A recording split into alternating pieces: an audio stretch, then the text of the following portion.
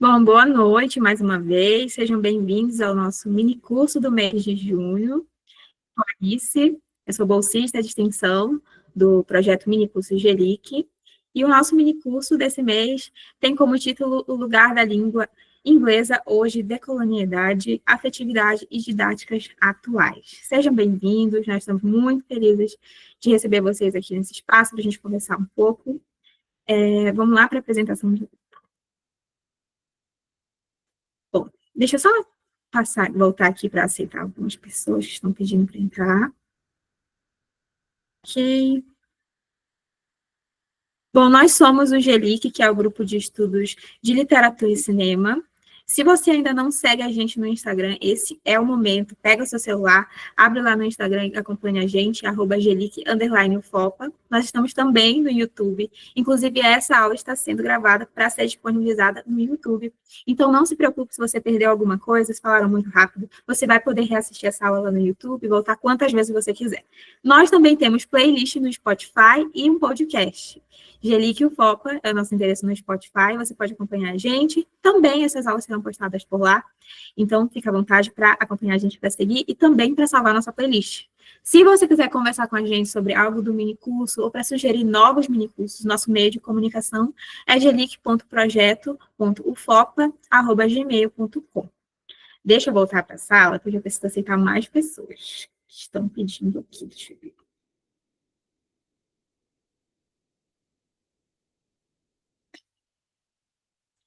Hoje nós estamos muito felizes porque nós temos uma parceria super especial com o GELIN, que é o grupo de estudos linguísticos em inglês. Nós queremos agradecer muito o GELIN por ter aceitado o convite de participar desse projeto com a gente, e também vamos pedir para vocês seguirem eles lá no Instagram, @gelinUfopa, e também o portal de comunicação deles é o gelinUfopa@gmail.com. Através do Instagram deles, vocês conseguem achar os outros meios de comunicação aí do grupo. Daqui a pouco vamos falar um pouco mais sobre o que é o GELIN, então fiquem tranquilos, que a gente vai conhecer melhor esse grupo hoje. Apresentando aqui os nossos professores, nós estamos com a doutora em letras, professora Silvia Hall, também estamos com a Tamara Pereira, mestrando em letras pelo PPGL, o FOPA. A professora Silvia Hall é coordenadora do GELIN, tá bom? Esqueci de mencionar.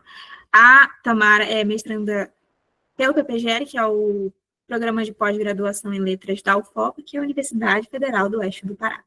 O Samuel também é mestrando pelo PPGL UFOPA, o Ian é licenciando em Letras, também faz parte do GELIC UFOPA, e eu sou mestrando em Letras pelo PPGL e também bolsista do GELIC, eu, Alice.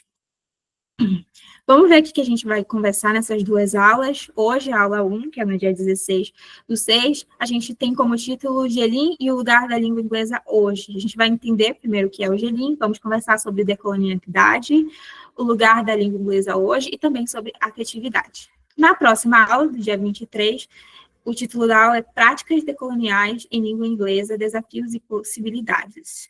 E aí a gente tem 4 tópicos nessa aula, que é I Speak English, but I Am Still Me, questões de identidade, colonialidade e afetividade. Nós temos também World Roots, que é o mundo pelas nossas folhas, e também vamos falar sobre I Like to Be Loved by You, Carmen Miranda e uma proposta de atividade didática decolonial. Também vamos falar sobre o ensino da língua inglesa na Amazônia por uma perspectiva decolonial. Agora chegou o momento da gente conhecer vocês que estão participando com a gente. Então, se você quiser se apresentar, ligar o microfone, é só levantar a mãozinha. Também pode falar pelo chat, de onde você vem, como você ficou sabendo do minicurso e por que você se interessou por esse tema. Esse é o momento. Coloquem aí no chat ou levantem a mãozinha para a gente conhecer melhor vocês e saber quem é nosso público, né? Enquanto vocês vão escrevendo aí, vamos ver se já tem alguém querendo falar.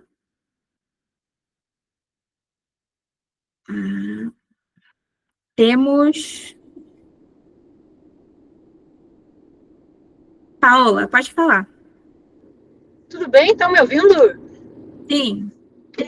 Boa noite. Desculpa se estiver meio barulhando, eu estou dirigindo, mas eu queria muito conversar com vocês. Eu achei muito legal a ideia do mini curso, porque é uma coisa que eu me formei ano retrasado em letras portuguesas e inglês, e eu justamente queria me entrar mais, conhecer mais sobre essa parte decolonial.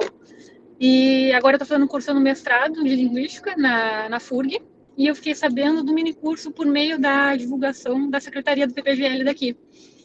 E aí eu estou muito feliz de estar aqui com vocês. Que legal, espero que você goste, aproveite. Seja bem-vinda. Alguém mais quer falar? Pode escrever no chat também. Vou perguntar, deixa eu olhar aqui o chat.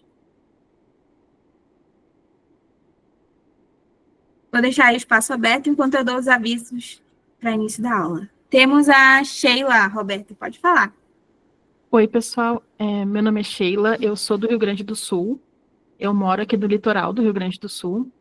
E eu estou no final do curso de letras, não é minha primeira graduação, curso Letras Português e Inglês, aqui no Instituto Federal.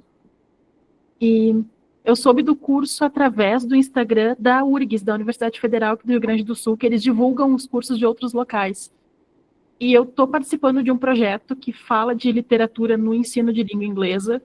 E eu tenho trazido isso muito, porque normalmente a gente fica muito na literatura canônica, para tratar, principalmente as literaturas da Inglaterra e dos Estados Unidos.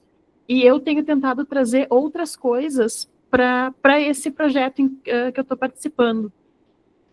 Então, na verdade, esse curso aqui que a gente está fazendo agora, para mim, é muito relevante para eu ter ferramentas também para trazer outras coisas e outras formas de falar de inglês, sem ser necessariamente o cânone como a gente está acostumado.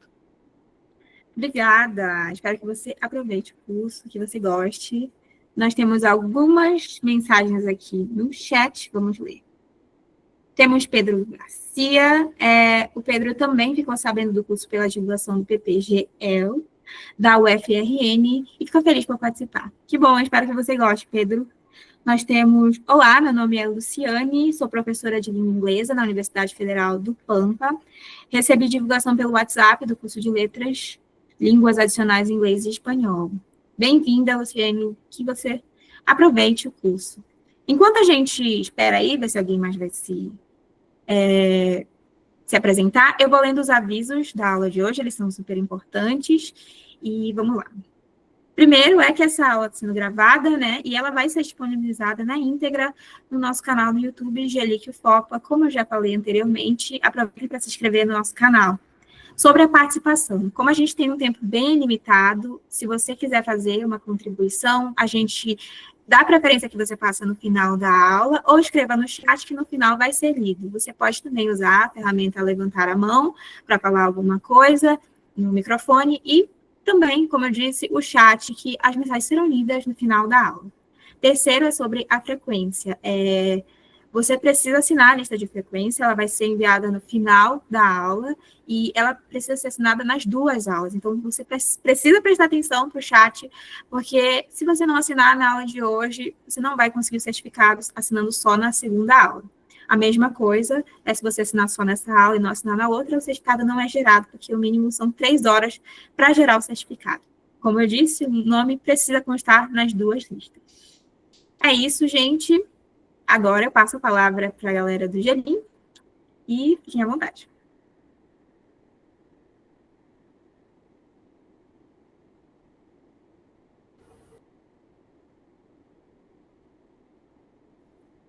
Olá, boa noite. Eu me chamo Ian Rostam, eu sou discente da turma de Letras em Inglês da UFOPA, já estou nos períodos finais, né, do curso, e eu estou muito feliz de estar aqui hoje e poder apresentar um pouco sobre o que é o GELIM, que é esse grupo de pesquisa que eu faço parte e que eu gosto muito. Passando o slide para frente, eu vou apresentar um pouco sobre o que é o GELIM. Pode passar, por favor. Então, o GELIM, ele é o Grupo de Estudos Linguísticos em Inglês, aqui da UFOPA, e ele tem a sua linha de pesquisa o pós-colonialismo e estudos da linguagem. Tá? O GELIM, é esse espaço de trocas onde a língua ela não é tratada apenas como uma gramática ou pronúncia certa. Mas a gente, nos nossos encontros e debates, a gente vê ela como uma prática viva, social, e ela é profundamente ligada à forma como a gente enxerga o nosso mundo, né? Como a gente enxerga a língua inglesa no mundo. Então, nos nossos encontros, a gente busca refletir muito sobre como é que está a língua hoje no mundo que está super conectado, hiperconectado, onde as pessoas, as culturas, as tecnologias, elas circulam o tempo todo e de formas, né, imprevisíveis. Então, a gente parte desse ponto, desse princípio de que falar inglês hoje em dia não pode ser apenas seguir regras, seguir apenas a gramática, mas sim criar esses sentidos, né? Porque a língua ela não pode ser apenas tratada como uma forma quadrada. Por quê? A gente vê que cada pessoa ela vai carregar a sua história, a sua vivência, e ela vai trazer consigo algo único para esse processo, né? Do aprendizado e como ela usa a língua inglesa hoje. Nas minhas experiências, foi bastante importante, porque eu carreguei essas minhas vivências no meu processo, desde o ensino médio até chegar na universidade, né? Então, a gente pensa a língua para além dessa estrutura, né? Olhando ela como esse recurso móvel, que ela vai mudar de acordo com os usos sociais, a identidade de quem fala. E aí a gente coloca também algumas perguntas para a gente refletir nos nossos encontros. Por que a gente ainda tem essa referência como um falante da língua inglesa idealizado? Né? Porque cada pessoa é diferente, como eu disse, que carrega a sua história. Por que a gente tem que seguir esse inglês idealizado sempre? Que a gente vai refletir no decorrer desse mini curso, né, que os meus colegas vão aprofundar mais sobre o que é a decolonialidade, o colonialismo, como é que se perdura até os dias de hoje, né? Então, a gente vem com essa ideia, de onde vem essa ideia de que só se fala o inglês de verdade se for o britânico ou o americano, né? E, partindo disso, o que acontece quando a gente exclui as vozes de países, por exemplo, africanos, asiáticos, os latino-americanos, dos materiais didáticos, né? Quando a gente vai para a sala de aula ensinar. Então, essas são algumas reflexões que o Gelin, ele propõe, né, nos nossos encontros. Quando eu entrei no Gelin, foi bastante incrível, pois os fundadores do Gelin foi a professora Silvia e o Christian, em 2021, né? Eu entrei recentemente, não tão recentemente assim, mas pude abrir o meu horizonte, assim, da visão como o ensino da língua inglesa. Porque antes de eu estudar e continuar estudando sobre a decolonialidade, eu via o inglês exatamente dessa forma quadrada. Será se o jeito que eu estou falando inglês aqui, com esse meu sotaque, tá errado? Será se as pessoas não estão entendendo o que eu estou falando? Então, como eu era um estudante do ensino médio, então, às vezes, eu sempre pedia desculpa do meu inglês, que não estava certo. E, com o passar dos nossos encontros no Gelin, eu pude ver que, tipo, opa, calma lá. O importante aqui é a pessoa estar me entendendo também, eu estar conseguindo me expressar, e ela está conseguindo me entender, e a gente trocar, né? Porque a gente pode ver que o inglês hoje em dia está no mundo todo. E pessoas tá tendo essa troca de informações, né? Então, essas são algumas das provocações que o Gelin, ele faz. Então, a gente busca ela repensar a forma como é o ensino da língua inglesa hoje, questionando essas questões da colonialidade, que ainda estrutura muita coisa dentro da sala de aula, nos livros, nos exames e até mesmo na nossa autoimagem como aprendizes e professores, né?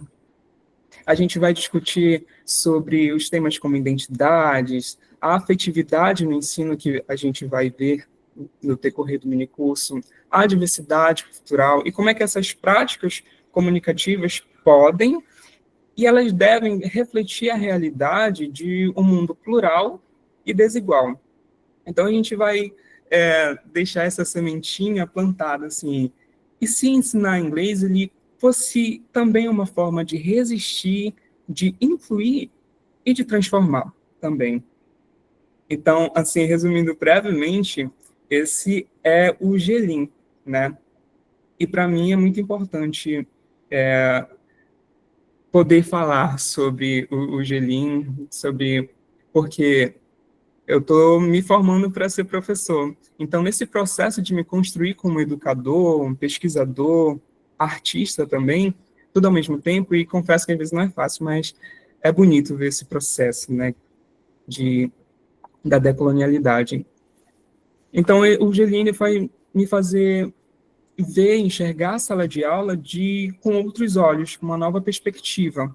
Porque aqui no Gelinho eu aprendi que ensinar inglês ele não é apenas só repetir as estruturas gramaticais, mas também é uma forma de disputar esses sentidos, é entender que a língua ela vai carregar a história, ela vai carregar o poder, carregar as identidades que a gente vai ver, né, a colonialidade do poder, do saber, do ser. Então, como futuro professor, eu não quero apenas ensinar o present perfect. Eu quero que os meus alunos eles se vejam como falantes legítimos, mesmo que o seu sotaque não seja, por exemplo, da BBC, né? Então, resumidamente, esse é o Gelim e uma das suas indagações e reflexões que a gente faz nos nossos encontros e leva para quem quiser aprender, aprofundar mais sobre isso. Eu vou passar a palavra agora para os meus colegas, se aprofundar ainda mais sobre o que eu acabei de explicar.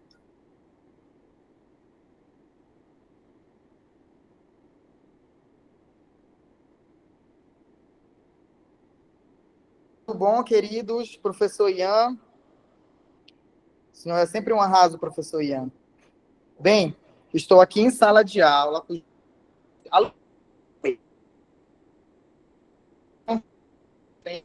escutando sobre a decolonialidade, enquanto eu estiver explicando. Perfeito. Vamos lá. Bem, eu sou o professor Samuel, é um prazer estar aqui com vocês. Me desculpem, vocês estão me ouvindo bem? Sim, agora Perfeito. Sim. Eu sou o professor Samuel, sou formado em Geografia, em Inglês e em Português.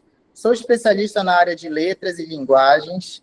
É um prazer estar aqui a convite do GELIC, representando o Gelim.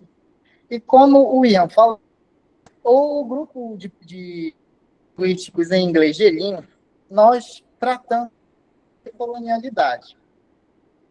E agora eu vou explicar para vocês o que significa este conceito.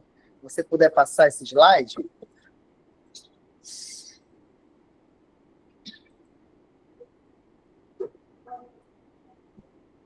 Vamos lá. Coloca que não cabe na nossa realidade. Para vocês com uma pergunta um pouco mais sincera entre os professores que estão nos ouvindo, as pessoas que já terminaram de fazer a sua graduação em letras. Eu começo com a seguinte pergunta: porque todas as vezes que nós chegamos para dar aula, quando nós entramos na sala de aula para ensinar a língua inglesa, nós nos sentimos deslocados da nossa realidade. Você que é professor atuante, você que é professor em formação, você que é um pesquisador, se você já teve essa experiência no ato de ensinar, no ato da docência, você já verificou que você se sente deslocado bem na hora que você está ensinando inglês, porque aquele inglês, para o teu aluno, ele vem de uma forma com que ele te devolve na resposta. Para que eu vou aprender isso? Se eu não vou usar no meu dia a dia, eles falam, já se passou a geração, é isso aqui, vocês vão ensinar e pronto, acabou. Isso já passou. Neste momento, o ensino ele precisa ter um objetivo e um propósito, e que esse objetivo e propósito eles estejam claros para o seu aluno. Então, nós vemos assim, inglês como ferramenta ou imposição cultural? O inglês como disciplina, como língua adicional? Porque na decolonialidade nós tratamos o ensino do inglês como língua adicional. Tem peso nas nossas salas de aula. Vamos falar um pouquinho mais para frente sobre o que é esse peso. Pode passar o slide.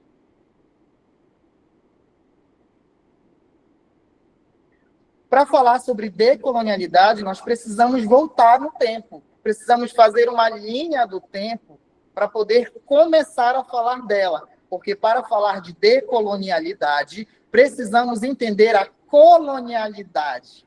Porque a decolonialidade é contra a colonialidade. O que foi a colonialidade? A colonialidade ela começa nesse período, entre 1492 e 1822, nós estudamos isso na matéria de história como a época do imperialismo, a época em geografia estudamos como as grandes navegações, e na própria geografia formativa também estudamos como a era dos descobrimentos. Verifique esse termo, descobrimento. Quando eu descubro algo, é uma coisa que ninguém viu, que ninguém achou, que ninguém mora lá. E é esse termo que está dentro da nossa sala de aula hoje, não só no inglês, como em outras disciplinas. Então, nós verificamos também que no século XX, quem vai falar sobre colonialidade do poder, que é um dos eixos da decolonialidade, é um cara muito legal, Aníbal Quijano. Ele é o teórico da colonialidade do poder. E nos anos 2000, nós temos o giro colonial. O que é o giro colonial? É quando o teórico da América Latina, aqui do sul global. Preste atenção nesses termos, norte global, sul global. Teóricos aqui do sul global, como Quijano, Mignolo, a Catherine Walsh, o Maldonado Torres e o Grossfogel, eles pensaram, peraí, está na hora da gente ter uma resposta a esse colonialismo. Lembrando que como sistema financeiro, como sistema político, o colonialismo ele mantinha assim, um contrato de servidão, onde a colônia ela era servil à sua metrópole. Tudo que era feito na colônia e gerava algum tipo de lucro, ele deveria ser mandado para a metrópole como complemento. Olha só, complemento de riqueza. Ou seja, estavam se importando com as pessoas que aqui estavam, sua cultura, sua língua, sua identidade. Não. O papel dessas pessoas das colônias é fazer com que a metrópole ela enriqueça cada vez mais. Esse é o colonialismo. E o colonialismo, ele não acabou. Na teoria, ele acabou. Só que ele deixou, quando eu falo que ele não acabou, é porque ele deixou um legado invisível, um legado dentro da estrutura social. Um legado que, se você não para conversar sobre, você apenas vive você viu dentro daquele. Esse legado que nós vamos... Pode passar o slide.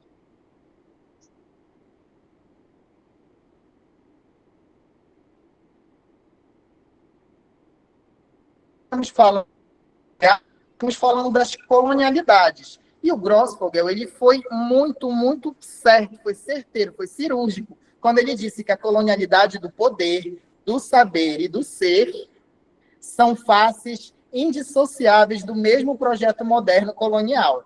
A matriz colonial de poder não terminou com o fim do colonialismo formal, pois continua organizando hierarquias globais de raça, gênero, trabalho, espiritualidade, episteme e subjetividade. Ou seja, por conta das colonialidades, nós temos estruturas de até mesmo preconceitos. Grossfogel continua também na sua fala, quando ele fala que a modernidade produziu uma epistemologia do ponto zero. E, neste caso, o significado de epistemologia, neste contexto, seria como validação de conhecimento. O que é epistemologia do ponto zero? É quando o colonizador ele chega na colônia e ele desfaz toda a hierarquia social. Por exemplo, para os alunos que eu vi que alguns alunos, os professores, pesquisadores que eu estava ouvindo, que não são daqui da região amazônica, Eu estou em Santarém do Pará, a praticamente 800 quilômetros da capital do Amazonas, Manaus, a praticamente também 800 quilômetros da capital, Belém, da capital do Pará, que é Belém, ou seja, estou bem no coração da Amazônia. Então, vocês vão ver eu falando muito sobre nossos... Eu vou dar esse exemplo. O colonizador chegando aqui, verificando toda aquela sociedade. E então, esse colonizador, ele simplesmente fala, olha, pajé com pajelança não pode. Retira-se, então, o poder do pajé. O cacique que manda nos guerreiros também não pode. Retira o poder dado ao cacique. E agora, quem é que vai deter esse poder de organização? O colonizador. Quando você destrói toda uma hierarquia dentro de uma sociedade, você está negando para aquela sociedade a possibilidade de ser, de existir. Ele não mais existe.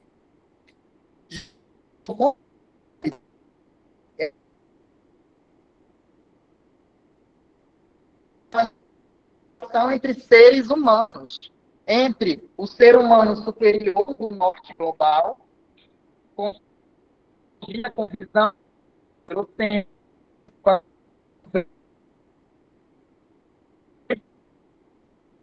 dos outros seres humanos que, casos,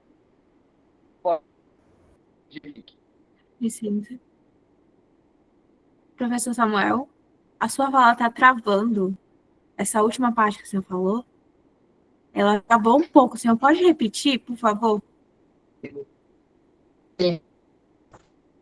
A colonialidade, o colonialismo, ele retira o poder de dentro da hierarquia de sociedades já organizadas, e ao tirar esse poder de dentro da hierarquia da sociedade, ele promove o que nós chamamos de um apagamento da cultura, um apagamento da língua, um apagamento até mesmo da espiritualidade, em detrimento da nova epistemologia que está sendo por força do poder, seja poder político, seja poder econômico, seja poder político, seja poder econômico, seja algum tipo de poder, por exemplo, poder de guerras também, armas. Esse tipo de poder, ele usa disso para fazer esse tipo de apagamento às culturas. Pode passar.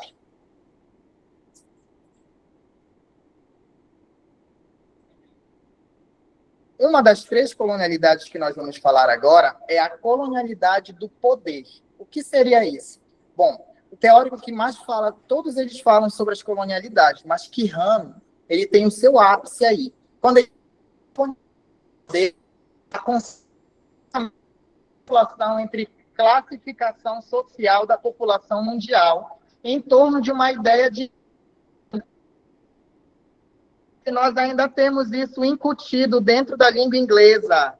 Dentro da língua inglesa nós temos essa mentalidade, uma mentalidade até comparativa que não cabe mais nessa discussão.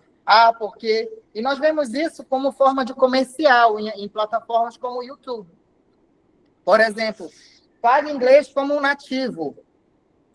Como falar como um nativo? Por que você tem que fazer isso?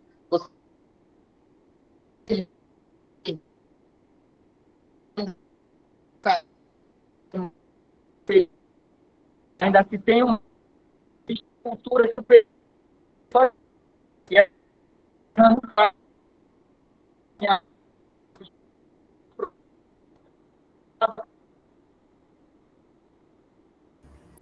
Licença, professor, mais uma vez, desculpa atrapalhar, mas está travando muito. Eu acho que seria melhor o senhor desligar a câmera para ver se a gente consegue ouvir, pelo menos, porque está travando muito. Obrigada, desculpa.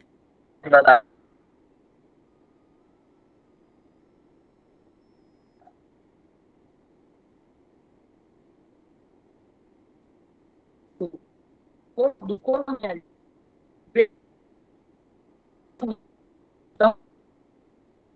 Global, ela é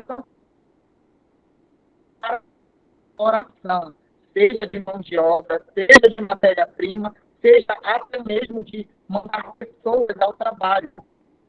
É para isso que serve. Então, é uma forma de articular o poder e transformar o trabalho generalizado na raça. Europeus não podiam estar no campo. Quem tem que estar no campo? Negros, escravizados, indígenas, mestiços. Eles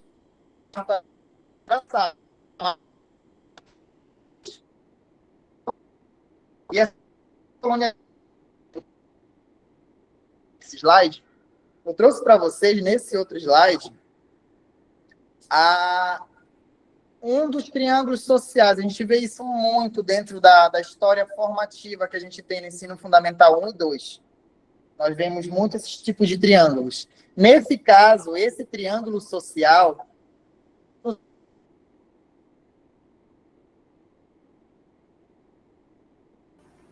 Gente, a conexão de internet dele deve ter caído. Nossa, eu acho que ele caiu. A gente pode tentar com ele mais tarde? O que vocês acham? Acho que sim. Ok, eu vou passar para a próxima fala. Spoiler.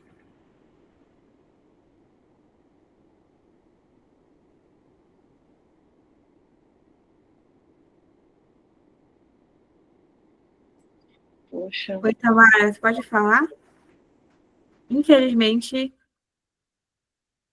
acho que a gente tenta voltar no final da aula com ele. Boa noite, gente. Queria dizer que é uma honra. Estou muito feliz por estar compartilhando esse momento aqui com vocês. Agradecer a Angelique, as meninas, a professor Helder pelo convite. E antes de iniciar a minha fala, eu queria fazer um momento, um instante, literalmente, uns segundos de reflexão aqui com vocês. Uma perguntinha que é bem simples, mas que talvez ela não seja tão óbvia quanto parece. Pode passar, Alice.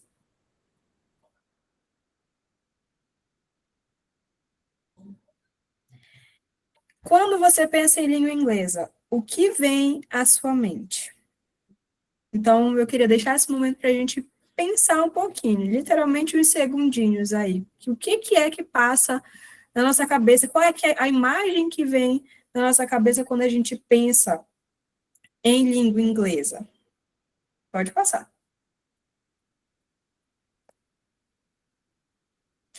E aí, coloquei aqui algumas suposições, né? Talvez alguém tenha pensado em oportunidades de trabalho, por exemplo. Talvez outra pessoa pensou em uma viagem internacional que fez ou que vá fazer ainda. Como professores em formação, professores de língua inglesa, talvez tenha pensado na sala de aula, né? Nos seus alunos, em uma aula que foi super importante no ensino básico, na graduação, que marcou muito a sua vida. Talvez tenha pensado em séries da Netflix, filmes, enfim. Em uma música favorita em língua inglesa, né?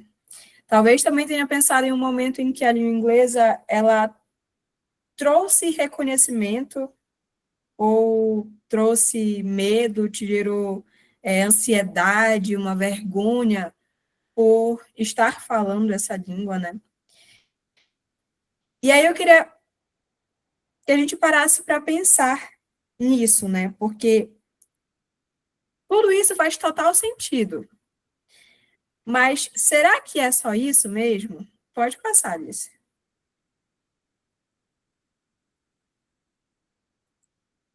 Então, será que são só essas? O que está por trás, né? Pode passar também. Eu queria que a gente pensasse um pouco quais histórias estão por trás da presença tão forte do inglês no mundo. Quem é que se beneficia com isso? Quem é que fica de fora de tudo isso, né? Porque hoje a língua inglesa, ela é falada, ela é ensinada, ela é exigida em todo o planeta. Pode passar de novo.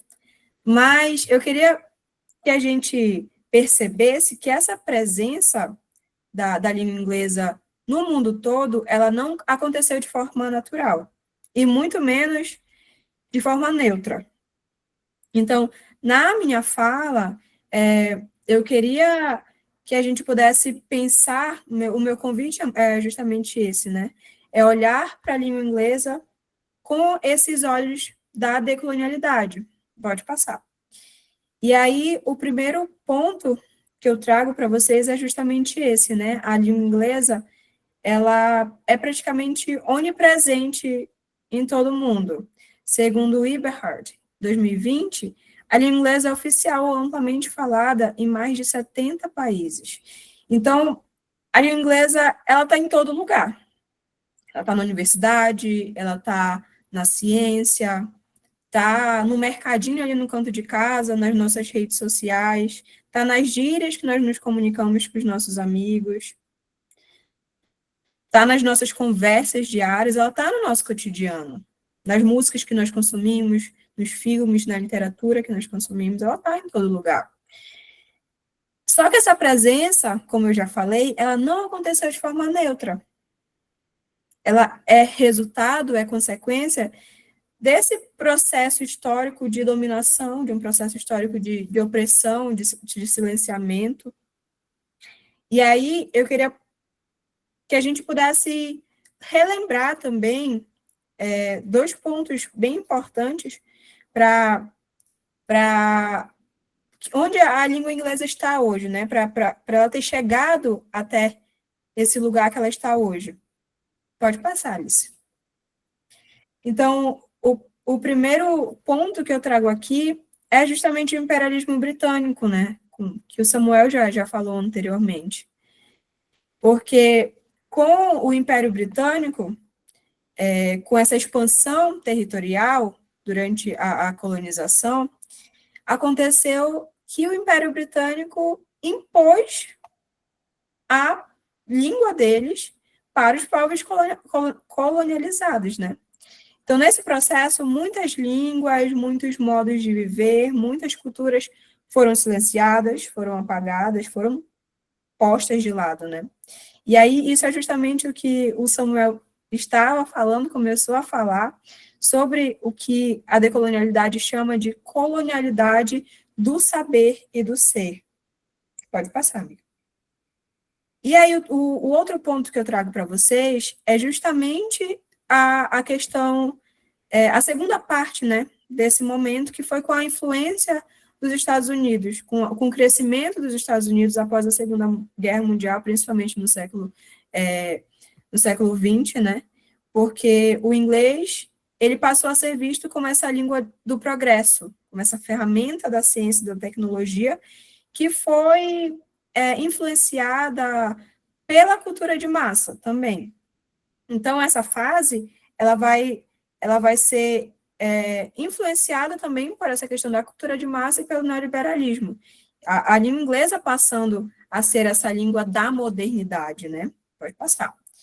E aí, essa fase, ela vai ser o que a gente pode classificar em uma fase menos militar e mais simbólica, porque ela deixa de ser ali, essa dominação, ela passa a não ser mais militar de forma armada, através de uma guerra, através dessa imposição, né, armada, mas vai acontecer de uma forma mais simbólica com esse crescimento dos Estados Unidos, porque ela vai ser através da cultura, através da literatura, através do cinema. Então, o Mignolo fala que o inglês, ele virou esse símbolo de status e inserção no mundo globalizado, mas à custa dessas padronizações culturais, à custa dessas exclusões epistemológicas, né? E aí, é aqui que está um dos pontos principais, né? Porque quem era obrigado a aprender o inglês, muitas das vezes não era convidado a existir dentro dessa língua. Como o escritor queniano Ngugi Thiong'o, ele fala da experiência dele nas escolas britânicas, que ele diz que aprender inglês significava esquecer minha língua materna, minha cultura, a minha identidade, né? Então, o inglês, ele tornou essa ferramenta de colonização linguística. Pode passar, amigo. E aí ela vai... Essa ferramenta de colonização linguística, ela servia muitas vezes, e às vezes até hoje ainda serve, né, para apagar essas línguas, para apagar essas culturas, né, esses modos de existir. E principalmente essas culturas, essas línguas que não se encaixam nesse modelo hegemônico. Então, quando a gente pensa em ensino da língua inglesa hoje, é fundamental, é de extrema importância que a gente possa reconhecer que a língua inglesa ela carrega essa história de poder, essa história de exclusão, de silenciamento, de apagamento de identidades, né? E quando a gente não problematiza, quando a gente não aborda isso dentro das nossas salas de aula, a gente está reforçando essa colonialidade. Pode passar. E aqui que entra o outro ponto, né? A gente aprende que o colonialismo, ele acabou. O colonialismo formal, ele terminou. Porém, a colonialidade, ela permanece até hoje. Esses resquícios do colonialismo permanecem até hoje. E aí eles estão presentes nas nossas estruturas de poder, eles estão presentes nos discursos sociais, e eles também estão presentes nessas nossas práticas educacionais. E um exemplo muito claro disso é a forma como o inglês ele é ensinado nas nossas salas de aula. Pode passar.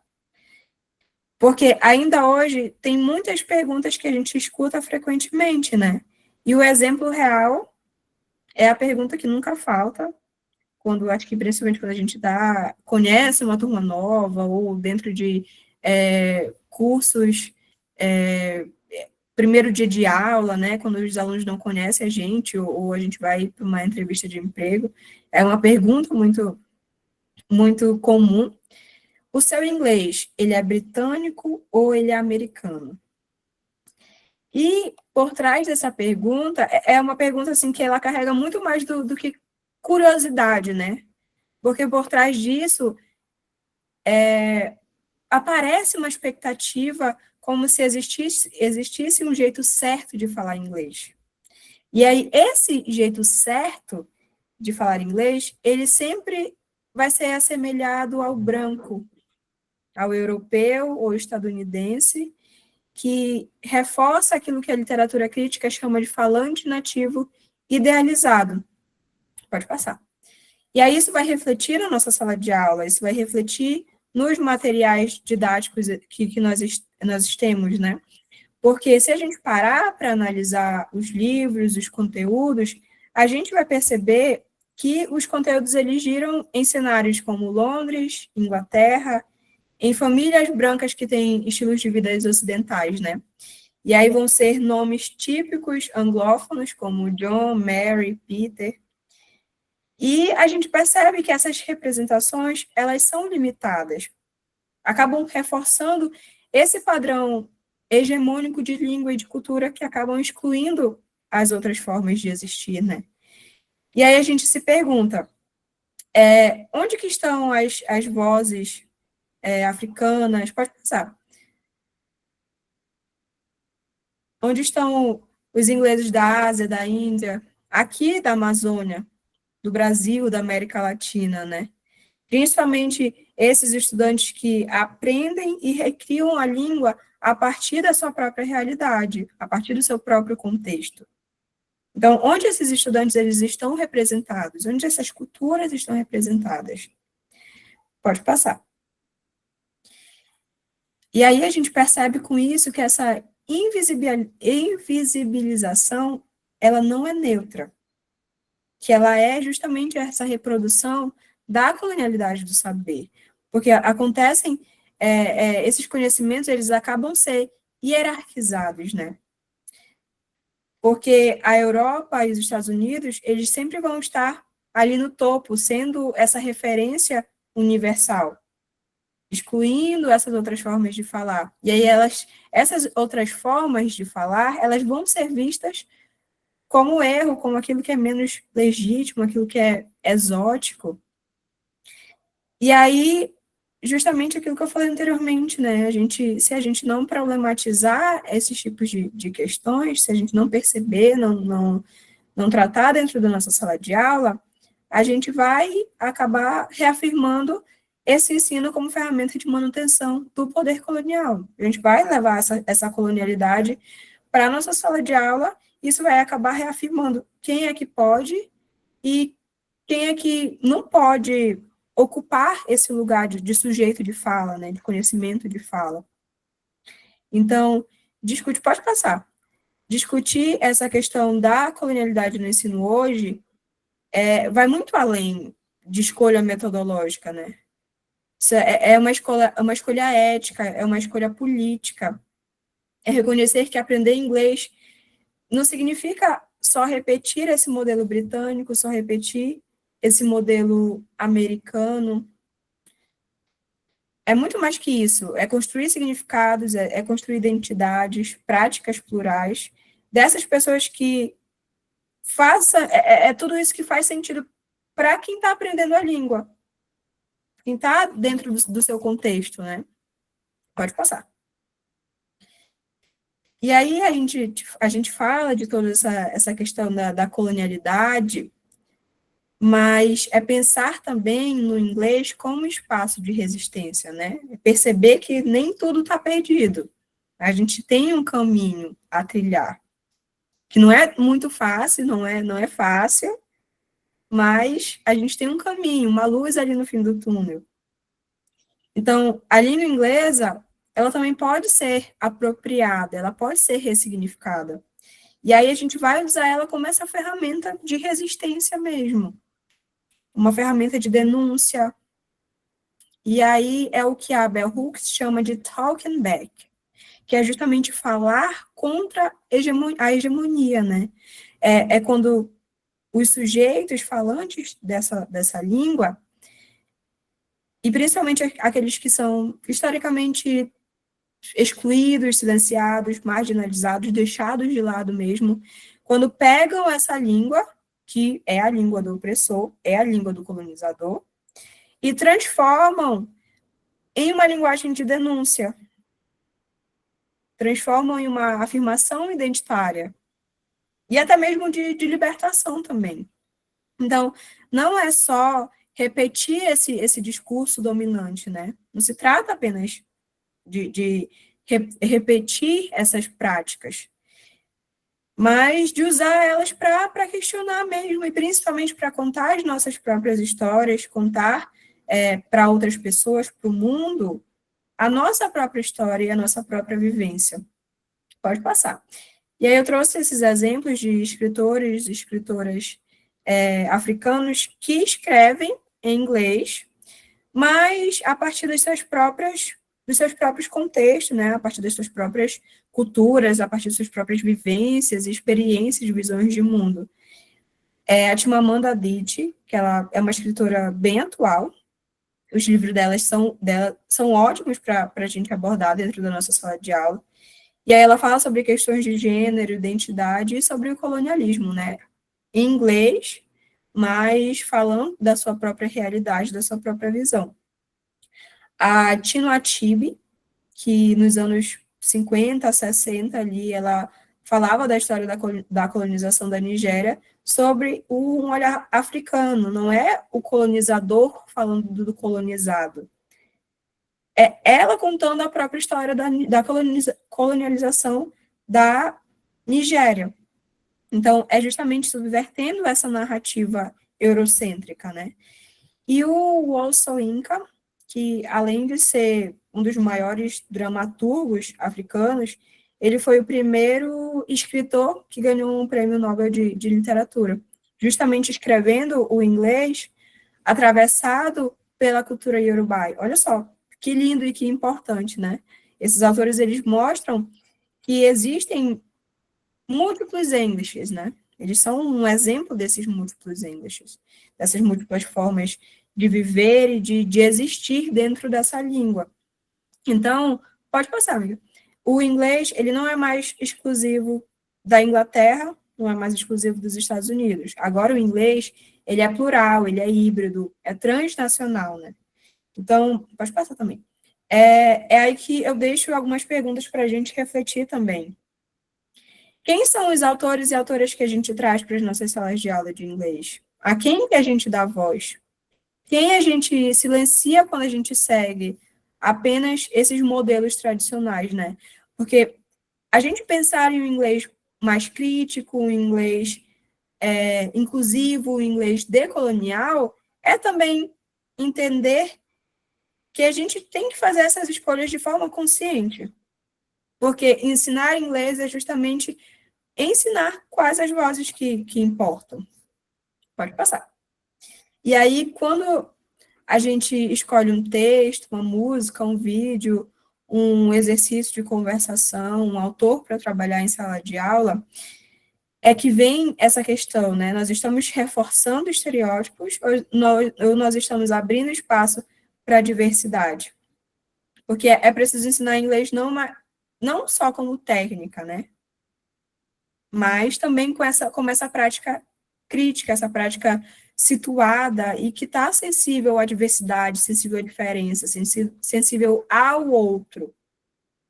Então, nós estamos também escolhendo quais as vozes ganham espaço e quais as vozes que continuam sendo silenciadas, né, quando nós fazemos essa escolha.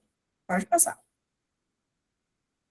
E aí é muito mais do que perguntar por que aprender inglês. A gente se perguntar para quem, com quem, a serviço de que projetos de mundo, né? Porque hoje o lugar da língua inglesa, ele é outro. Pode passar. O inglês, ele não pertence mais apenas à Grã-Bretanha, aos Estados Unidos. Ele está em todo canto. O inglês está na Índia, nos filmes da Índia, nas músicas asiáticas. O inglês está nas periferias dos Estados Unidos, do Rio de Janeiro, das lojas em São Paulo, aqui no Brasil, na região dos rios, na região ribeirinha aqui da Amazônia. Então, o inglês, ele atravessa essas fronteiras geográficas, né? Essas fronteiras sociais e culturais, porque a língua agora ela foi apropriada, foi ressignificada, ela foi recriada por diferentes povos ao redor de todo esse mundo. Então, pode passar. A gente perceber duas partes, né? Reconhecendo o passado, perceber, sim, que a língua inglesa carrega todas essas marcas do colonialismo, essa marca de dominação, de exclusão de muitos povos, de muitas línguas, mas que, por muitos séculos, ela foi essa ferramenta, né, de controle, de apagamento de identidade. Pode passar. Mas é justamente perceber que hoje ela é essa língua de resistência, essa língua de criação, de afirmação identitária, né? Então, pode passar. Pensar nas músicas desses artistas africanos que trazem as suas histórias, os seus contextos, através do inglês. Pensar nas produções indianas, dos filmes indianos, que também abordam a sua realidade local. No inglês falado aqui no Brasil, com sotaque, com diferentes sotaques, de norte a sul. Então, é por isso que não faz mais sentido a gente pensar nesse ensino de língua inglesa por essa ótica colonial, que só existe as variações britânica e americana. Não faz mais sentido para a gente pensar assim. É preciso que a gente possa romper com essa lógica colonial, com essa colonialidade, né? Então, é preciso que a gente pense na língua inglesa agora como multicultural, multissituada, feita de múltiplas vozes, de múltiplos sotaques, de tantas histórias e tantas realidades, né? Então, ensinar inglês hoje, pode passar. Ensinar inglês hoje é também um ato político. Não é só ensinar gramática.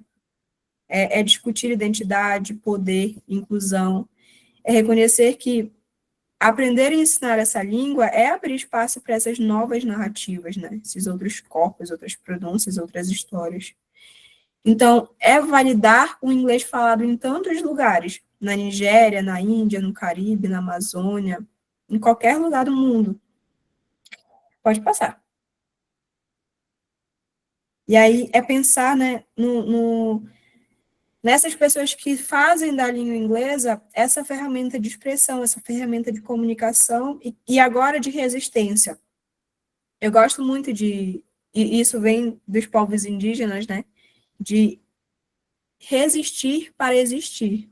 E é pensar na língua inglesa nesse sentido também, que a gente possa pensar na língua inglesa dessa forma, nesse olhar decolonial, porque entender que o inglês ele não é neutro também.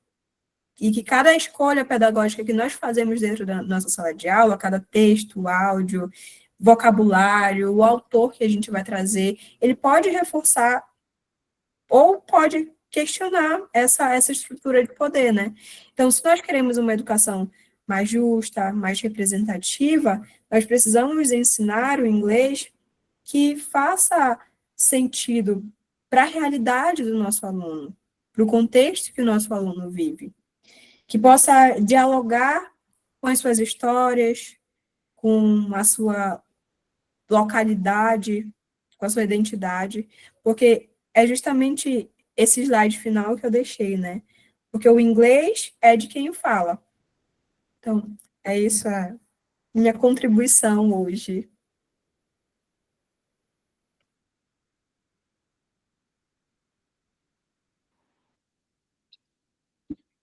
Oi, estão me ouvindo? Sim, estamos ouvindo. Eu não fiz slide, tá, Alice? E também, Tá bom. agora que eu vi o horário, né? Tá bem adiantado. Não é até 8h30, a gente tem um horário muito acirrado, assim ou não? Isso. Pode falar tranquila, professora. Tá bom. Bom, para quem não me conhece, porque eu vi que tem muita gente de fora da UFOPA, né? Não foi muito uma surpresa, porque a gente ficou sabendo que esse minicurso foi, né, bem... Como é a palavra? A gente fugiu a palavra.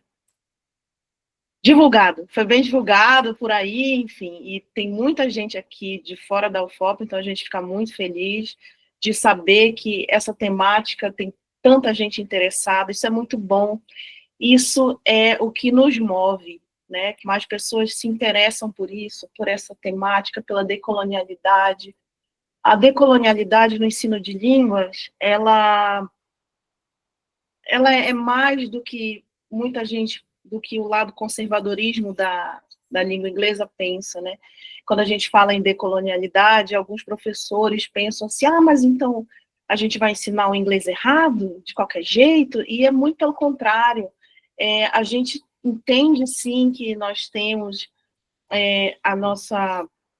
a gente tem aí uma pronúncia padrão que a gente precisa seguir para que haja, né, uma inteligibilidade na conversa, que é o propósito da comunicação, mas, ao mesmo tempo, a gente entende que comunicar também é prestar atenção em outros processos, né, em outras variantes, por exemplo, como identidade, a gente se importa muito com as pessoas. Quem é essa pessoa que está falando essa língua? Como ela se sente?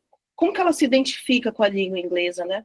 Quando eu comecei a trabalhar como professora na UFOPA, não faz muito tempo, foi em 2017. Eu ouvi de alguns alunos que eles não se sentiam conectados com a língua inglesa, e muitos deles falavam assim, porque, né, é a língua estrangeira que eu menos tenho afinidade. E aí, esse construto estrangeira já traz para a gente esse distanciamento, né? Quando a gente fala estrangeiro, é o outro. A gente já sente isso. E aí, eu estava num congresso, muito tempo atrás, e eu ouvi o professor Pedro Garcês, eu acho que tem alguém da URGS aqui, ele falou que a gente podia pensar na língua inglesa como uma língua adicional. E é verdade, faz muito sentido quando a gente pensa assim, parece que abre um horizonte, né? A gente se sente que pertence àquilo, né? Enfim, então eu acho que é por aí. Eu me interessei pela decolonialidade porque para mim não fazia mais sentido pensar nessa língua como algo que intocável, poxa, eu estava vendo toda a mudança, né? Quando a gente está online, por exemplo, no Twitter, que eu não falo X, né? Twitter. A gente está ali no Twitter vendo as pessoas escrevendo novas formas do inglês, abrasileirando a língua inglesa. Não tem como a gente pensar nessa língua compartimentalizada como a gente fala, mas sim como prática social, né? Pertencente ao mundo, é do mundo. A gente não está advogando que existe sim, né, os falantes de inglês como língua materna, e tudo bem, mas a gente não tem por que ficar nessa de, mas a gente não está falando como eles, mas por quê? Né? Porque nós não somos falantes de inglês como língua materna, então, obviamente, alguns sons a gente não vai conseguir reproduzir com exatidão, né? Claro que nada é impossível. Se você continuar aí fazendo muitos treinos, muitos drills, você consegue, mas o propósito nem sempre é esse, né?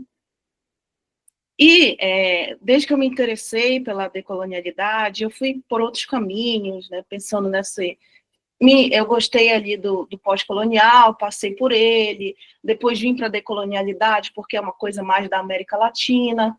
E hoje em dia eu estou pesquisando bastante sobre afetividade. Por quê? À primeira vista, parece algo muito óbvio. Claro que existem sentimentos e emoções na sala de aula, mas eles não eram addressed assim tão seriamente como eles são hoje em dia, né? Depois de tantos estudos que a gente tem, inclusive brasileiros. Né, nós temos uma corrente de estudos muito forte aí sobre as emoções na sala de aula, principalmente na língua inglesa. Por quê? Porque a gente sabe que na sala de aula de língua inglesa nós lidamos com muitas emoções. E muitas delas são negativas. Tanto nossa, como professores, como dos nossos alunos. Que eles sentem ansiedade, eles sentem baixa autoestima, sentem muita vergonha de falar, se sentem julgados o tempo inteiro, principalmente pelos colegas. Eu vivo falando isso para meus alunos, vocês não têm que ter vergonha, a gente tem que tentar falar, enfim. Mas é uma coisa que veio de um discurso muito arraigado. Agora, se essa língua não é minha, se essa língua é estrangeira, se eu não falo igual fulano, então eu vou ter vergonha, né? Enfim. Essas emoções, elas estão presentes aí nessa sala de aula. E aí eu queria entender mais sobre isso, eu queria entender como que a gente pode lidar com todas essas emoções dentro da sala, e isso só é possível porque eu entendo a língua inglesa eu entendo a sala de aula de língua inglesa como um espaço decolonial de ensino. Porque se eu não entendesse assim, eu não ia me importar de olhar para outras nuances, entende? Eu acho isso muito importante na formação de professores, porque eu trabalho com formação de professores, né? Eu dou aula numa licenciatura. Então, eu tento olhar para os meus alunos assim, sabe? Eu sei que ali não tem só uma pessoa querendo aprender uma língua, mas tem uma pessoa com várias emoções circulando. E eu também, né? Porque o professor também não é a gente não é uma tábua rasa, né, como fala, a gente também está cheio de emoções, enfim, sobrecarregado às vezes. E o que eu mais gosto desse tópico na sala de aula decolonial é que eu entendo estudar a afetividade também como um ato político, porque você vai lidar com subjetividades, que não é uma coisa esperada quando você ensina uma língua, principalmente uma língua permeada por aspectos coloniais, né? Porque o que a gente espera? A gente espera realmente repetir, né? Falar uta, ou, né? Com tantos outros, a gente vê, a Tamara falou dos vídeos, né? Se você falar assim, eu lembro até hoje de um que era assim, se você falar desse jeito, vão saber que você é brasileiro. Né? Aí isso me fez pensar muito. Assim, mas é o que a gente é, né? Então, é um problema até identitário. Anyway. E aí, como eu disse, eu acho que também falar de emoções é, de alguma forma, desafiar essas visões tecnicistas de ensino, né? Como a gente vem, como a gente é acostumado a ensinar desse jeito, seguindo essa regra, né? Tem que falar assim, essa é a pronúncia, esse é o jeito que a gente vai ensinar a gramática, aí depois vem o texto, sabe? O ensino do inglês, ele é muito assim, ele tem essa parte muito técnica, né? E quando a gente fala de afeto, a gente está, de alguma forma, subvertendo isso. E eu acho que isso é sim, um jeito político de ensinar. E isso muito me agrada. E também a gente tem Mignolo e Walsh, né, que é o Walter Mignolo e a Catherine Walsh, que o Samuel tentou falar um pouco, infelizmente a conexão dele estava bem ruim, que eles faziam parte de um grupo de pesquisa que foi o precursor, né, da decolonialidade. Eles deram o que a gente chama de giro decolonial, né? Eles que começaram esse movimento. E aí, num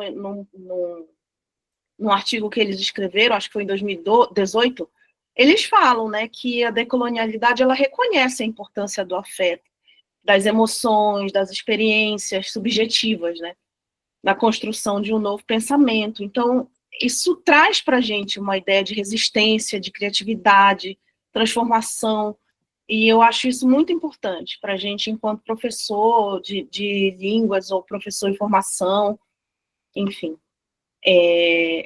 Eu fiquei por último para tentar um contato com o Samuel, mas eu acho que não vai rolar, porque a internet dele estava muito ruim, ele tinha caído bastante. Mas o que eu tinha para dizer é que é muito pouco para muita conversa que a gente pode ter, assim, esse assunto, ele está vindo, tem muito assunto agora, tem muitos estudos sobre a decolonialidade, e às vezes a gente tem até medo de que caia, assim, num aspecto muito raso, mas é o que dá para a gente fazer no tempo que a gente tem aqui, por exemplo. A gente consegue falar aí dos tópicos mais básicos, mas a gente tenta estudar mais, assim, tenta conversar mais, a gente tem um livro que eu sempre passo para os meus alunos, e a gente já discute, para discutir no Gerim, por exemplo, que é o desestrangeirizar, né? Desestrangeirizar a língua inglesa. O autor, eu não lembro o primeiro nome, mas é Anjos. Tu lembra o primeiro nome dele, Tamara? Flávio Anjos, né? É de 2019. Esse livro ele está disponível online, assim, a gente consegue baixar com certa facilidade. Esse livro, ele muda muito, assim, a cabeça das pessoas. Tem outro também que é o Suleando Conceitos, que também é um livro que sempre que me perguntam, eu quero começar a ler sobre decolonialidade, pois comece por esses dois, assim.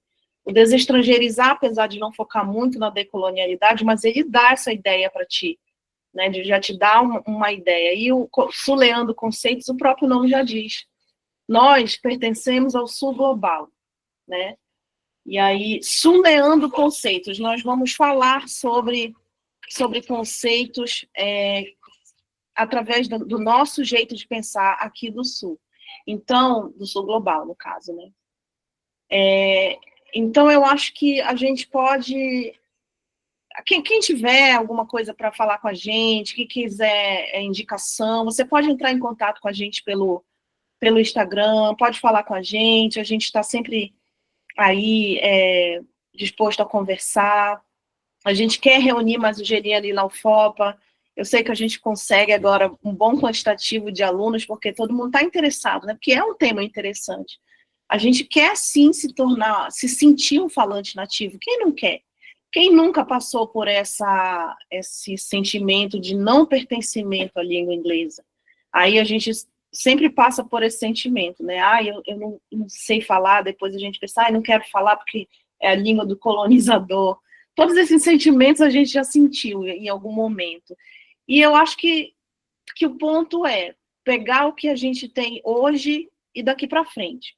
Usar essa língua a nosso favor, respeitando a nossa identidade, respeitando a nossa subjetividade, e é isso. Eu espero que a gente tenha tentado mostrar aqui um pouco, apesar de resumidamente, muito resumidamente, né, o que a gente estuda. Eu tenho muito orgulho do trabalho também dos meninos, que eles vão mostrar na segunda-feira, que eles estão aí fazendo a TCC e alguns trabalhos que eles vêm desenvolvendo, e aí a gente vai conversando. Mas, primeiro também eu só quero agradecer o convite, acho que foi muito importante essa nossa collab, para a gente conversar, e é isso. Muito obrigada. Obrigada, professora. Queremos agradecer muito a participação de vocês, do Gelim, de todos que estiveram aqui, se disponibilizaram para estar com a gente. Muito obrigada, gente. Agora chegou o momento da nossa interação. Então, quem tiver comentários ou algo do tipo, alguma pergunta, fique à vontade no chat para perguntar. Eu já tenho uma pergunta aqui para vocês que ministraram a aula, e também para quem quiser responder no chat, que está participando. A pergunta é a seguinte: o que levou vocês, a professora Silvia falou sobre os caminhos dela até a temática da afetividade, né? E eu queria saber os caminhos de vocês para chegarem nesse tema de decolonialidade, que vocês pesquisam hoje, né? Alguns no mestrado, outros na graduação. O que levou vocês a pesquisarem isso? Qual foi o caminho de vocês? Vou perguntar primeiro para a Tamara. Pode responder, Tamara? Eu estudei inglês em um cursinho aqui de Santarém, né?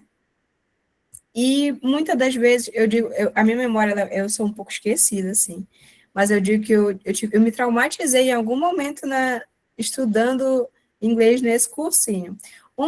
Dos momentos que eu tenho bem claro é de uma professora que ela criticava bastante o sotaque indiano, né? E esse é um momento que eu lembro, assim, e que acho que me tocou bastante, porque eu ficava pensando, se ela está criticando o sotaque dele, imagina o meu. Então, era um momento que me dava um pouco de medo, de vergonha, né, de falar inglês, porque ela estava criticando ali um sotaque, né. E aí, quando eu entrei na faculdade e escolhi o inglês, eu ainda carregava, querendo ou não, até hoje ainda carrego muito isso comigo, né? Às vezes de ter medo, a gente trabalha com isso, a gente estuda, a gente aprende muito sobre, mas ainda assim tem um pouco disso dentro da gente. E aí, no início da universidade, eu ainda pensava muito sobre isso e eu me sentia um pouco perdida, né? Sobre o que estudar, o que pesquisar. E aí foi quando apareceu a professora Silvia na minha vida. Eu sou aluna da pandemia, né? Segundo ano de faculdade nós paramos durante a pandemia. Então, foi primeiro ano presencial e segundo ano parou tudo. Aí nós tivemos algumas aulas remotas e depois voltou para o presencial já naquele ritmo de precisa finalizar, vão escolhendo o tema de TCC, vão logo para alguma linha. E aí foi quando a gente teve aula com ela e ela já tratava sobre isso, né? Muito sensível a essas questões. E eu também sou muito, muito amante da nossa cultura amazônica, sou, assim, apaixonada. Então, dentro uma fala da professora Silva, ela diz que os pesquisadores pesquisam as suas dores, né? E é justamente isso que o gelim brilhou os meus olhos, né? Porque eu me sinto à vontade de falar sobre essas questões, porque no final a gente pode também ajudar os nossos alunos, empoderar nossos alunos, tentar fazer com que o ensino de inglês ele não carregue, não tenha todos esses medos, seja um aprendizado mais decolonial, né? Então, o meu caminho foi mais esse mesmo, foi conhecendo a linha de pesquisa da professora e quando deu certo, né? O que ela estudava e aquilo que eu gosto, que é justamente estudar sobre a Amazônia, nosso contexto local, e essa relação de como que os nossos alunos que vivem aqui no oeste do Pará, no interior da Amazônia, qual que é essa relação deles com essa língua, né? Como que eles se sentem estudando a língua inglesa, aprendendo a língua inglesa. Então, foi isso. Obrigada, Tamara. Eu vou ler alguns comentários que a gente tem no chat. Primeiro da Mariana, que se apresentando, que a gente não leu no começo. Oi, meu nome é Mariana, sou mestranda em ensino de línguas da Universidade Federal do Pampa. Fiquei sabendo do curso pela minha orientadora, Clara Dornelles. Desculpem a demora, estou amamentando. A Clara Dornelles, eu acho que ela esteve na minha banca de qualificação do doutorado, sabia? Que legal. Olha só. Olha aí, um ciclo. Também temos o comentário Gesarela Ferreira. O que os alunos das escolas públicas sempre questionam os professores na fluência que nós temos ou a variação de pronúncia entre os professores? Eu sempre explico sobre essas diferenças. Boa noite. Verdade, muito obrigada pelo comentário, pela contribuição. Agora eu quero saber do Ian, né, como foi o caminho dele para chegar nessa pesquisa e nessa temática. Ele pode falar? Oi, posso sim. Tá me escutando? Sim. Bom, basicamente foi o seguinte. Teve um período que eu estava cantando, porque eu também sou cantor, e eu cantava na rua. Ia para a orla como busker, cantava a maior parte do meu repertório em inglês, e aí eu gravava vídeos e postava na internet. Aí, tudo bem, eu feliz da vida, cantando minhas músicas e afins. E aí eu recebo um comentário dizendo assim que o meu sotaque estava muito carregado e que eu deveria aprimorar mais, estudar mais para perder esse sotaque, porque ficaria melhor. Aí eu fiquei com aquilo na cabeça. Tipo, oxe, qual o problema de eu estar com o meu sotaque em inglês cantando? Você não está me entendendo? Você não está entendendo a música? A gente não está tendo essa troca aqui de emoções e afins? Mas aí eu fiquei com aquilo na cabeça, né? E aí eu também comecei a refletir sobre o ensino na sala de aula, porque nesse período eu também estava dando aulas em alguns cursos, e como é que eu via que eu ensinava inglês. A primeira coisa que eu falava era, tipo, gente, eu falo inglês americano. Não é britânico, assim, nessa vibe, né? Aí, um belo dia, eu participei de um mini curso da professora Diva Queen Silvia, e aí eu vi sobre a decolonialidade, e eu fiquei encantado, né? Fiquei, tipo, obcecado por esse assunto, que eu queria estudar mais, aprimorar mais, saber o que era mais isso. Depois que acabou o minicurso, mandei mensagem para a professora Silvia, eu acho que uns 2 dias depois: professora, eu quero livros para estudar mais sobre isso, porque eu quero fazer o meu TCC sobre isso, sobre como as músicas influenciam. E aí, o que a Tamara falou lá sobre os pesquisadores, pesquisadores, né? Aí eu me identifiquei agora também. Basicamente foi isso. Obrigada, Ian. Tem mais alguns comentários aqui no chat, eu vou fazer a leitura. A Sheila Roberta comentou: no mês passado, realizei um dos meus estágios com uma turma do 6º ano. Os estudantes nunca tinham tido contato com o inglês. Conseguimos desenvolver um pouco de vocabulário a ponto deles elaborarem um projeto sobre os animais aqui da região. Legal. Temos vários animais endêmicos e os estudantes não conheciam. Eles estudam o material do Museu de Ciências Naturais aqui da região e usaram o inglês para fazer um cartaz sobre os animais, parte do corpo, cores, estações do ano, para os migratórios. Foi profundamente significativo para eles. Que legal, né? Ainda tem ali uma conversa entre vários assuntos diferentes e várias disciplinas, que é a interdisciplinaridade, né? Josiele Siebra também comentou: eu realmente tinha muita vergonha de falar em inglês, principalmente com meus colegas, porque sempre achei que o modo que eu falava estava errado. Até eu chegar na faculdade, ainda tive esse medo. E muitas vezes travava na hora de falar. Mas ter aulas com a professora Silvia me fez ter outra perspectiva sobre isso.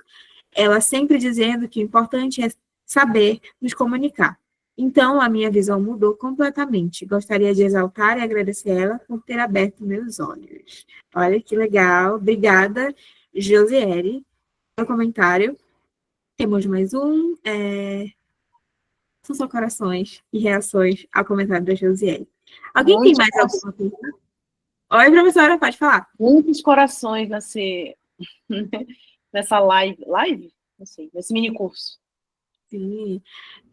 Alguém tem mais algum comentário, uma contribuição, uma pergunta? Eu não sei se o professor Samuel vai conseguir falar com a gente. Ele está em sala de aula agora, né? Então, é isso. Estamos com o espaço aberto para contribuições, comentários, perguntas. Se não tivermos, a gente encerra a aula por aqui, mas não saiam ainda, que eu vou mandar a lista de frequência. Vocês assinem a lista antes de sair, por favor. Não esqueçam de assinar. Deixa eu colar aqui.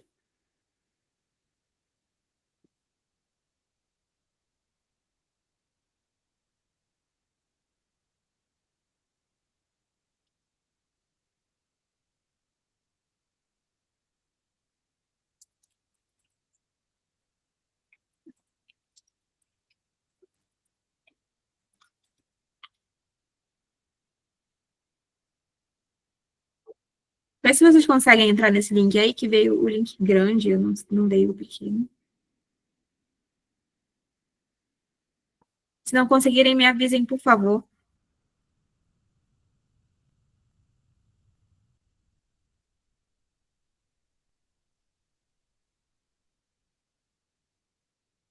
Deu certo? Obrigada, Pedro Garcia, por avisar. É isso, gente. Eu vou encerrar a gravação dessa aula. Quero agradecer muito pela participação de todos vocês, pela presença. Nós nos encontramos na próxima segunda-feira. A gente vai conhecer um pouco mais sobre a pesquisa de cada um dos ministrantes dessa noite. Então, eu espero vocês aqui. Muito obrigada também ao Gelim pela participação, por ter aceitado o desafio. Nos vemos na semana que vem, né? Boa noite. Tchau, obrigada. Obrigada, gente. Tchau.